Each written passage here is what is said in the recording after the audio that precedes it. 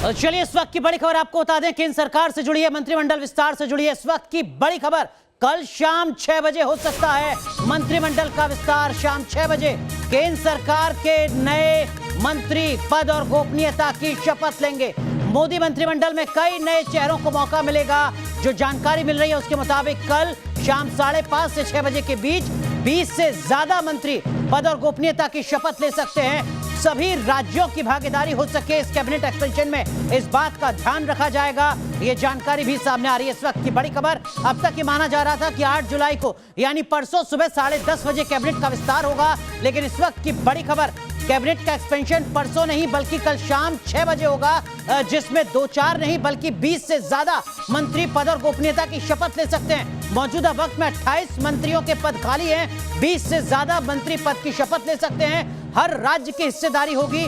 जातीय समीकरण को भी साधने की कोशिश कैबिनेट के विस्तार में की जाएगी। इस तरीके की जानकारी सामने आ रही है और कई नए चेहरों को मौका मिलेगा, कई युवा चेहरों को मौका मिलेगा। ये शुरुआती खबर भी सामने आ रही है, जिसमें सिर्फ उत्तर प्रदेश नहीं, बिहार, पूर्वोत्तर, जम्मू कश्मीर, लद्दाख, अलग अलग क्षेत्रों के सांसदों की हिस्सेदारी हो सकती है कैबिनेट में मंत्री के तौर पर। कुछ नाम सामने आ रहे हैं, लेकिन ये शुरुआती नाम भर हैं, क्योंकि अब तक जिन नामों को लेकर अटकलें लगाई जा रही हैं वो बमुश्किल 5 नाम हैं। लेकिन इस वक्त की बड़ी खबर हम आपको बता रहे हैं, 20 से ज्यादा मंत्री पद की शपथ सांसद ले सकते हैं। यानी अभी बड़ी संख्या ऐसे चेहरों की है जिनको लेकर कोई खबर सामने नहीं आ रही है, जिनका नाम अभी सुर्खियों में नहीं है। लेकिन कल शाम 6 बजे राष्ट्रपति भवन में कम से कम 20 या 20 से ज्यादा सांसद पद और गोपनीयता की शपथ ले सकते हैं। हमारे साथ हमारे वरिष्ठ सहयोगी दीपक चौरसिया जुड़ चुके हैं। दीपक सर, हम बात कर रहे थे परसों सुबह 10:30 की, लेकिन नरेंद्र मोदी ने एक बार फिर चौंकाया।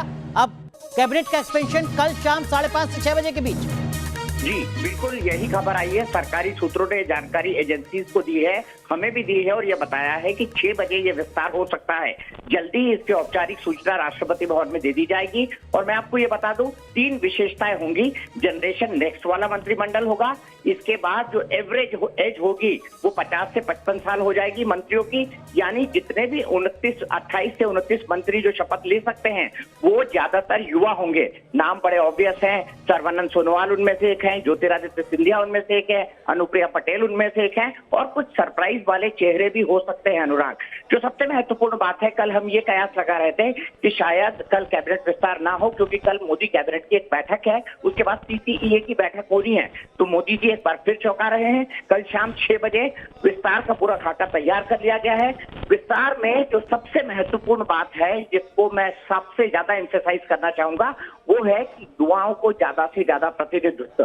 दूसरा मैं कहना चाहूंगा कि उत्तर प्रदेश और बिहार तो साथ ही साथ, लेकिन पूरे देश पर नजर होगी, ताकि क्षेत्रीय समीकरण और जातीय समीकरणों को साधा जा सके। मतलब आप कह रहे हैं कि पश्चिम बंगाल की भी हिस्सेदारी हो सकती है, भले ही विधानसभा के चुनाव पक्ष के ना रहे हो बीजेपी के।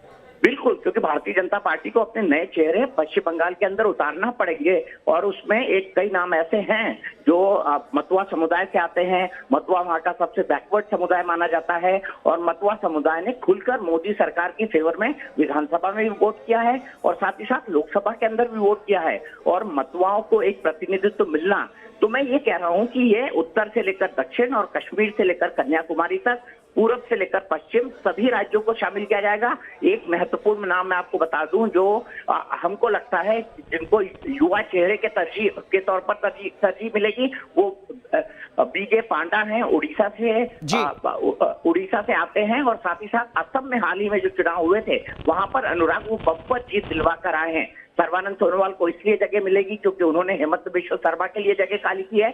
इसके अलावा कई अनुभवी लोगों को शामिल किया जाएगा। तो अनुभवी प्लस युवा का समावेश और जनरेशन नेक्स्ट को इंट्रोड्यूस किया जाएगा। इसलिए कुछ चेहरे जो हम टेलीविजन पर देखते हैं उनके भी शामिल होने की बहुत प्रबल संभावना है। आपने बैजयंत पांडा का जिक्र किया सर, बीजेडी से बीजेपी में आए हैं, यानी उड़ीसा में भी भारतीय जनता पार्टी अपने विस्तार के बारे में सोचेगी। बैजयंत पांडा को कैबिनेट में जगह देकर ये माना जाए? निसंदेह, क्योंकि बैजयंत पांडा एक जमाने में नवीन पटनायक के सबसे खास मित्र हुआ करते थे। बीजेडी के शिल्पकारों में से एक रहे, लेकिन बाद में उनके राजनीतिक संबंध बीजेडी से नहीं रह पाए। उसी के बाद भारतीय जनता पार्टी में आए थे, वाइस प्रेसिडेंट बनाया गया है, असम और दिल्ली जैसे राज्यों की जिम्मेदारी दी गई है। तो एक बहुत अच्छा चेहरा हो सकते हैं, युवा प्लस एक्सपीरियंस का मिला जुला। क्योंकि उनका संसदीय अनुभव कम से कम 15 साल से ज्यादा का है। अनुराग, बिल्कुल। तो यहां पर अहम बातें जो हमारे वरिष्ठ सहयोगी दीपक चौरसिया बता रहे हैं वो ये कि युवाओं की हिस्सेदारी इस कैबिनेट के एक्सपेंशन में सबसे ज्यादा होगी। दूसरी बात जो सबसे अहम बात है वो ये कि भौगोलिक अंतर नहीं होगा। ऐसा नहीं होगा कि सिर्फ उत्तर प्रदेश या बिहार को प्राथमिकता मिल रही है। पूर्व से पश्चिम, उत्तर से दक्षिण, सभी राज्यों के बड़े कद्दावर नेताओं, युवा नेताओं को इस पूरे कैबिनेट के एक्सपेंशन में जगह मिलेगी। दीपक सर, जो अटकलें हैं नामों को लेकर, ये कब तक खत्म हो सकती हैं? वो कौन से 20 चेहरे होंगे, 20 से ज्यादा या 20 से कम चेहरे होंगे, ये कब तक तय हो पाएगा? नहीं, ये चेहरे 20 से ज्यादा होंगे। अगर कल शाम 6 बजे है तो आज देर रात तक मेरे हिसाब से सूची राष्ट्रपति के पास पहुंच जानी हो चाहिए, क्योंकि प्रोटोकॉल के लिए इस तरह की जरूरत होती है। तो मुझे लगता है कि आज देर रात या देर शाम ये सूची राष्ट्रपति के पास पहुंच जाएगी, ताकि उनके शपथ लेने की जो संवैधानिक व्यवस्था है उसको पूरा किया जा सके। मोदी हमेशा चौंकाते हैं। और अनुराग, एक बार मैं, प्रधानमंत्री मोदी जी और कुछ लोग बैठे थे और मंत्रिमंडल विस्तार पर बात चल रही थी, तब वो प्रधानमंत्री बन चुके थे और उन्होंने कहा था कि अगर मैं मंत्रिमंडल विस्तार कर रहा हूं तो मेरे दाएं हाथ को ये नहीं पता होगा कि मेरा बायां हाथ क्या कर रहा है। उन्होंने एक व्यक्ति विशेष का नाम लिया था, उचित नहीं होगा उस नाम का उल्लेख करना, कि इन्हें भी नहीं पता होगा। तो प्रधानमंत्री इस मसले पर पूरी सीक्रेसी रखते हैं।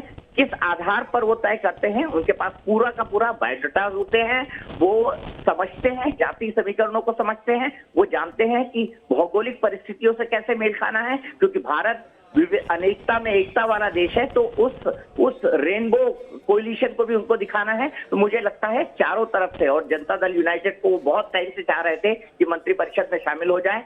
मंत्री पद की सीटों को लेकर हमेशा उहापोह की स्थिति रही है। नीतीश कुमार 3 से 4 मंत्री चाहते थे, लेकिन मेरे ख्याल से अब 2 मंत्रियों पर बात बनती हुई दिखाई दे रही है। इसीलिए आरसीपी सिंह जो अध्यक्ष हैं वो दिल्ली आ चुके हैं, भारतीय जनता पार्टी के बड़े नेताओं से बात कर रहे हैं, और आप मेरे ख्याल से उनकी तस्वीर भी हम अभी दिखा रहे हैं टेलीविजन स्क्रीन पर। तो मुझे लगता है कि अब सभी को समावेश करने वाला, क्योंकि 2 साल सरकार को पूरे हो गए हैं, सरकार को अपनी छवि को और निखारने के लिए, छवि को और सुधारने के लिए नए लोगों की टीम होना चाहिए। और मोदी जी इस बात पर भरोसा करते हैं कि काम होना भी चाहिए और काम होते हुए दिखना भी चाहिए। दीपक सर, आपने बिहार की हिस्सेदारी टेक ऑफ करना चाहते हैं प्रधानमंत्री मोदी अपने दूसरे कार्यकाल के अंदर। दीपक सर, आपने बिहार का जिक्र किया। बिहार से कैबिनेट में हिस्सेदारी क्या सिर्फ जेडीयू की, या बिहार बीजेपी के भी जो बड़े चेहरे हैं वो भी कल राष्ट्रपति भवन में शपथ लेते हुए नजर आ सकते हैं? और बड़ी प्राथमिकता, जैसा आप लगातार कह रहे हैं, सीटों के लिहाज से, मंत्रियों के लिहाज से, जाहिर सी बात उत्तर प्रदेश से उम्मीद की जाए? बिल्कुल की जाए उत्तर प्रदेश से उम्मीद। बिहार से आपने कहा सुशील मोदी एक प्रमुख चेहरा हो सकते हैं, क्योंकि प्रधानमंत्री युवा के साथ साथ अनुभव को भी तरजीह देंगे। ज्योतिरादित्य सिंधिया एक नाम है जिसको हम बहुत अच्छी तरह जानते हैं। लेकिन उत्तर प्रदेश में कुछ चौंकाने वाले नाम हो सकते हैं। कुछ युवा सांसदों को मंत्री बनाया जा सकता है।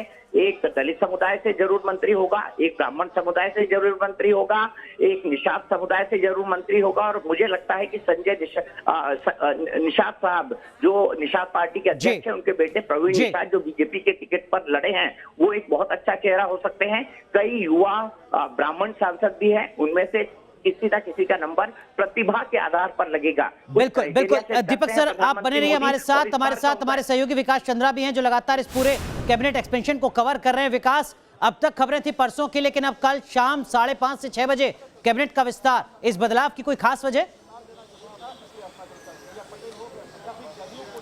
देखिए, जैसा कि दीपक जी कह रहे थे कि हमेशा प्रधानमंत्री नरेंद्र मोदी चौंकाते हैं, उनके चौंकाने वाले फैसले सामने आते हैं। दाहिना हाथ जो कर रहा होता है वो बाएं हाथ को नहीं मालूम होता है। जो जानकारी आ रही थी कि गुरुवार को सुबह 11 बजे इसका विस्तार किया जाएगा, और ये जानकारी उस समय आई तो लग रहा था कि हाँ, अब गुरुवार को ही कैबिनेट का विस्तार होगा। लेकिन अचानक ये खबर आई कि नहीं, कल शाम को ही कैबिनेट का विस्तार किया जाएगा और 5 से 6 के बीच में राष्ट्रपति भवन में कार्यक्रम का आयोजन किया जाएगा और मंत्रिमंडल का विस्तार हो जाएगा। और जितने लोगों को मंत्रिमंडल में शामिल किया जाना है, इत्तेफाक से सभी लोग लगभग दिल्ली पहुंच चुके हैं। और जब वहां राष्ट्रपति भवन को इसकी जानकारी जब चली जाएगी आधिकारिक तौर पर, उसकी सूचना भी आ जाएगी और वहां जो संवैधानिक तरीके से व्यवस्था की जाती है शपथ ग्रहण के लिए, उसकी भी व्यवस्था हो जाएगी। तो हम कह सकते हैं कि एक और ये, जैसे कि थावरचंद गहलोत को राज्यपाल बनाया गया तो उस समय वो चौंकाने वाली खबर लग रही थी, और एक जो दिन भर हम लोग इसको देख रहे थे तो हम लोगों के लिए भी चौंकाने वाली बात है, क्योंकि ये परसों की बात हो रही थी कि परसों शुभ मुहूर्त में होगा, लेकिन अब कल शाम को ही। विकास, एक चीज मैं आपसे समझना चाहूंगा, अब तक जो संभावित नरेंद्र चेहरों के मोदी नाम देने जा सामने आ रहे हैं वो अधिकतम 8 से 10 नाम हैं, जिसमें से 5-6 नाम ऐसे हैं जो घोषित तौर पर सामने आ रहे हैं, 4-5 नाम अटकलों के तौर पर सामने आ रहे हैं। लेकिन जो इस वक्त की खबर है उसके मुताबिक 20 से ज्यादा मंत्री कल शपथ ले सकते हैं, यानी अगले वो 10 से 12-14 नाम और कौन से हैं, क्या इसको लेकर कुछ स्पष्टता आ पा रही है? राष्ट्रपति भवन में जो फाइनल लिस्ट है वो कब तक भेजी जाएगी, क्या इसको लेकर कोई अपडेट? ये देखिए, अब तक जो भी नाम सामने आ रहे हैं सिर्फ वो कयास ही लगाए जा रहे हैं, क्योंकि कहीं से कोई आधिकारिक जानकारी नहीं है। जब तक राष्ट्रपति भवन को सूची नहीं जाती है और राष्ट्रपति भवन की तरफ जानकारी नहीं दी जाती है, तब तक किसी भी नाम को पक्के तौर पर नहीं कहा जा सकता है कि उन्हें मंत्रिमंडल में शामिल किया जाता है। ये प्रधानमंत्री नरेंद्र मोदी के काम करने का स्टाइल है, वो अंत समय तक इस बात को की सिक्रेसी मेंटेन करते हैं। हालांकि विकास, जेडीयू के जो अध्यक्ष है उन्होंने कहा है कि हम मंत्रिपरिषद का हिस्सा बनने जा रहे हैं, सीटों को लेकर बात हो रही है। कम से कम शुरुआती तौर पर यह मान सकते हैं कि जेडीयू मंत्रिपरिषद का हिस्सा जरूर बनने जा रही है।